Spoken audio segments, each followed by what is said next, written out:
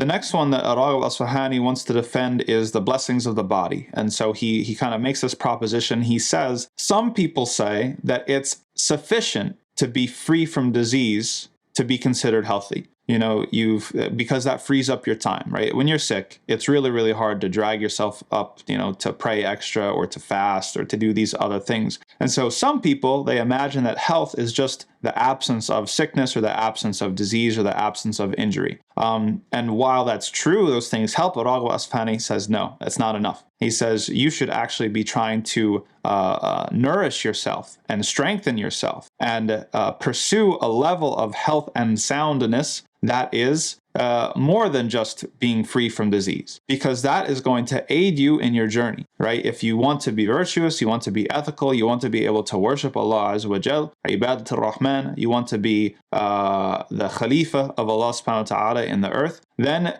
the more that you kind of contribute to your holistic well-being, the better suited you are going to be in order to fulfill those responsibilities. And he likens it to a craftsman's tool, right? And so, you know, you got somebody who is a carpenter, right? And they've got a series of knives or you know, blades and things like that, some saws, whatever.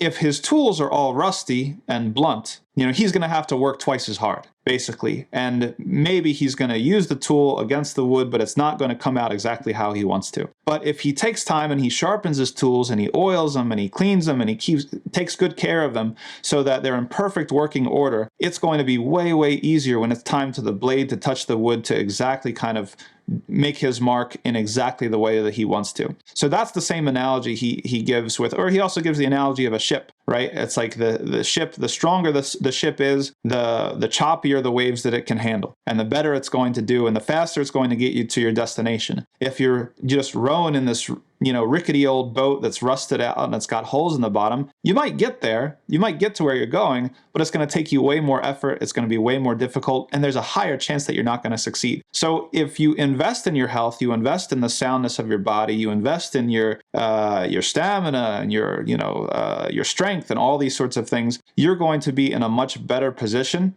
to worship Allah, to defend the truth, to stand up for what is right. And so this is something, again, he doesn't want us to think in antagonistically, or he doesn't want us to think in oppositions. He doesn't want us to, in the sort of Christian monastic tradition, deny the body and say, well, all the flesh is evil and we just need to don't eat anything and, you know, go out into live in the forest and renounce the world. No, these things, if you take care of them, your body is a trust given to you from Allah subhanahu wa ta'ala, and if you take care of it, it can actually be a tremendous tool in your quest to be a righteous person.